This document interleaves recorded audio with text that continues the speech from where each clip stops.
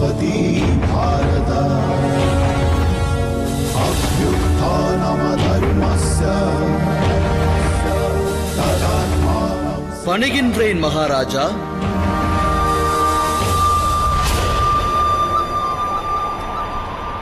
நலமுண்டாகட்டும் வாசுதேவரே. அஸ்தினாபுரத்தின் இந்த ராஜசபை யாதவகுல திலகம் ஸ்ரீமான் வாசுதேவரை வரவேற்கிறது. வாசுதேவரே, குரு வம்சம் எனும் இந்த மாபெரும் வம்சம் இன்று பெரும் சங்கடத்தில் ஆழ்ந்துள்ளது. பாம்பின் வாய் சிக்கிய தவளை போல மீளா துயரத்தில் வாடி வருகிறது. அதோடு அழிவு பாதையில் செல்லும் வம்சத்தை காக்க இயலாமல் வேதனை தீயில் மடிந்து வருகின்றோம்.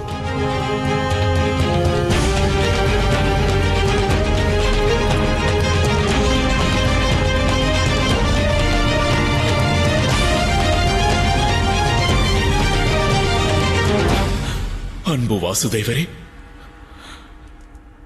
நடக்க உள்ள போராட்டத்தை நிறுத்தும் மார்க்கத்தை தாம் ஒருவர் மட்டுமே அறிவீர்கள். அதை எடுத்துரையுங்கள் வாசுதேவரே. அரசரது புகழ் ஓங்குக. மகாராஜா, பாண்டவர்கள் ராஜ்யத்தை அவர்களுக்கு ஒப்படைத்து விடுங்கள். தம்முடைய புதல்வர்களை தண்டனையை ஏற்கச் சொல்லி அறிவுறுத்துங்கள்.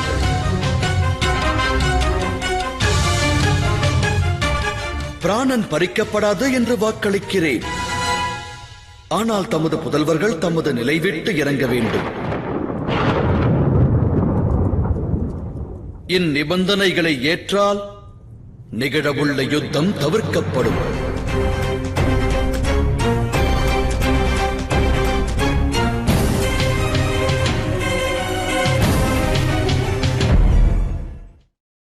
வாசுதேவரே,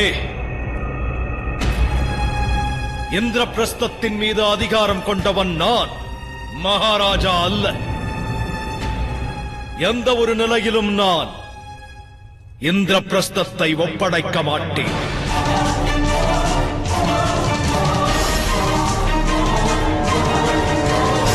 அதோடு இந்திரபிரஸ்தத்தின் அதிகாரத்தை பெறாத பாண்டவர்கள் போர் தொடுக்கும் அருகதையற்றவர்களாகிறார்கள். வாசுதேவரே, அநியாயத்தை எதிர்க்கும் துணிவு அனைவருக்கும் உள்ளதென்று அறிந்து கொள். துரியோதனா, பாண்டவர்கள் நல் எண்ணம் கொண்டு இத்தனை காலமாக யுத்தம் தொடுக்காமல் இருக்கிறார்கள். அது உண்மையா இல்லையா என்று அரசரே அறிவார். உண்மையைச் சொன்னால் முடிவொன்று ஏற்படுமானால் அது ஒரு துவக்கத்திற்கு நிச்சயம் வழிவகுக்கும். ஆனால் வேம்பின் விருட்சம் தனில் மாங்கனியானது என்றும் விளையாது. மகாராஜா, இந்த போராட்டம் எங்கு துவங்கியது என்பதை சிந்தியுங்கள். அரசர் பாண்டுவின் ஈமக்கிரியை வனத்தில் முடிந்த பிறகு அஸ்தினாபுரத்திற்கு பாண்டவர்கள் வந்த போதே துவங்கியது.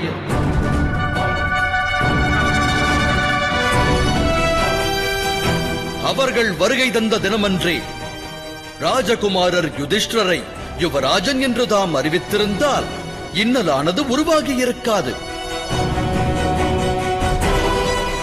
ஆனால் தாம் இந்த சிம்மாசனத்தின் மீது கொண்ட மோகம் தம்மை அனுமதிக்கவில்லை.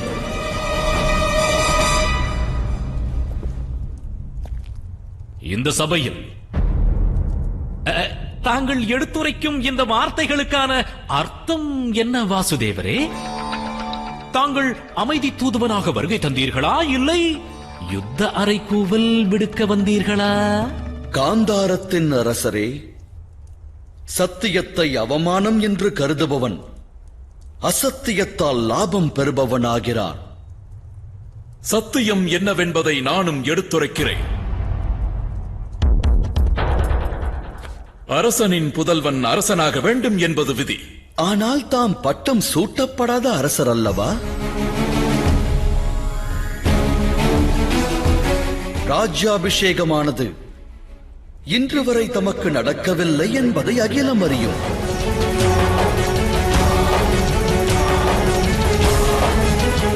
ஆகையால் தம்முடைய புதல்வர்கள் அரியணையை அலங்கரிக்கும் தகுதி பெற்றவர்களா அரசே?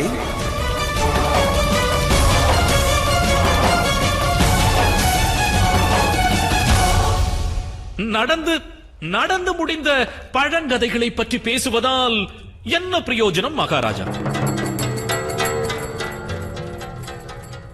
வாசுதேவரே, இன்னொரு சத்தியமும் உள்ளது. சூது விளையாட்டின் இறுதியில் பாண்டவர் ஐவரும் ஒன்றை ஸ்வீகரித்தார்கள். ஓராண்டு காலத்திற்கான அஞ்ஞாத வாசத்தை அவர்கள் ஏற்றார்கள். ஆனால் எனது மருமகன் துரியோதனன் அந்த ஓராண்டு முடிவதற்கு முன்பாக அர்ஜுனனை கண்டுபிடித்தான். நாங்கள் பாண்டவர்களுக்கு வனவாசத்தில் இருந்து முக்தி அளிக்க சித்தமாக உள்ளோம்.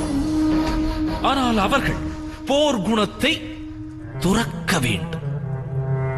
துறவியாய் வாழ்பவன் தவறொன்று இழைப்பதால் அவன் ஆற்றிய தவறான காரியம் தவறில்லை என்றாகாது. சூது விளையாட்டே அதர்மச் செயலாகும்.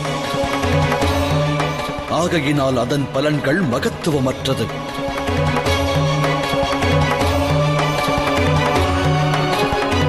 வாசுதேவரே, சூது விளையாட்டில் யுதிஷ்டன் தான் கொண்டிருந்த ஆஸ்திகளை இழந்து, தன்னையும் இழந்து, சகோதரரையும் இழந்து, தன் மனைவியையும் இழந்ததை பொய் என்று உரைக்கிறீர்களா? நடந்தவை எவ்வாறு அதர்மச் செயலாகும் வாசுதேவரே?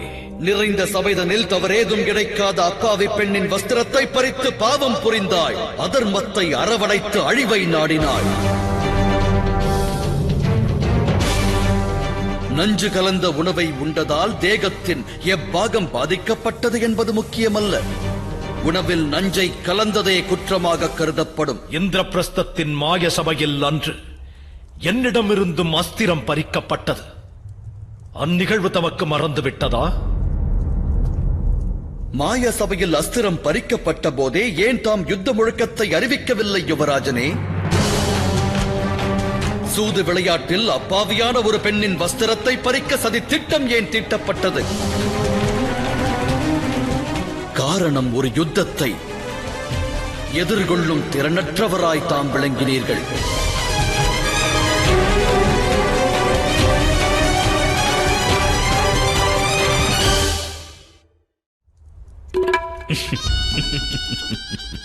வாசுதேவரே, அன்று சூதாட்ட மண்டபத்தில் கங்கை மைந்தர் பீஷ்மரும் மகாகுரு துரோணரும் இருந்தார்கள்.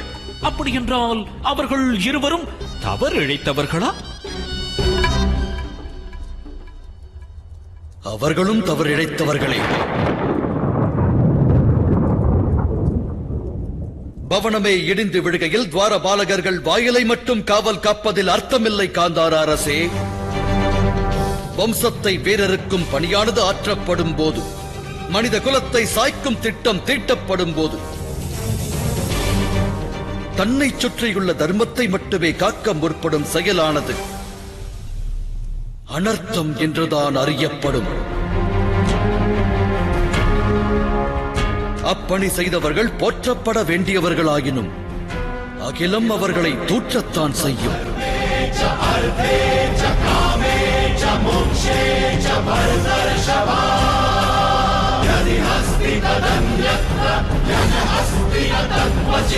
இது தர்ம அதர்ம விவாதத்திற்கான நேரம் அல்ல. ஒரு மகா யுத்தம் தடுக்கப்படுவதற்கான முயற்சிகளை மேற்கொள்ள வேண்டிய நேரம். அதற்காகவே அமைதி தூதுவனாக வருகை தந்துள்ளேன் மகாமந்திரியாரே.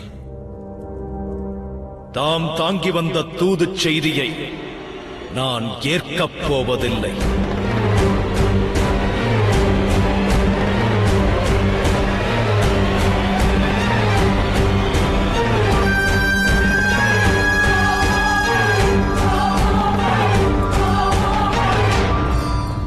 யுவராஜனின் வார்த்தையை ஏற்று நான் இவ்விடம் விட்டுச் சென்றால் அடுத்த சந்திப்பு போர்க்களத்தில் தான் நிகழும் மகாராஜா. துரியோதனா, சற்று பொறு.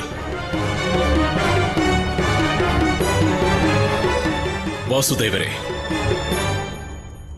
அமைதி தூதுவனாக வந்த தாம் தண்டனை பற்றி எடுத்துரைத்து அமைதி பற்றியே எடுத்துரைக்கவில்லை. வீரனாய் விளங்குபவன் தண்டனையை ஏற்க மாட்டான் வாசுதேவரே. எனில் ஒரு வீரனாக விளங்குபவன் நிறைந்த சபையில் தன் குலத்தைச் சேர்ந்த ஒரு பெண்ணின் வஸ்திரத்தை பறிப்பதை ஏற்கலாமா மகாராஜா?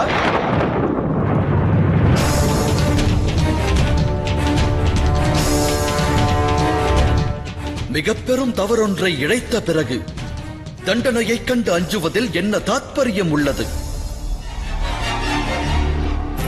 இருப்பினும் ஒன்றுரைக்கிறேன், ஓர் வாக்கினை நல்குகிறேன். துருபத கன்னிகையின் பாதங்களை பணிந்து கௌரவர்கள் மன்னிப்பு வேண்டினார். அதுவே இவர்களுக்கு அளித்த தண்டனையாக ஏற்கப்படும்.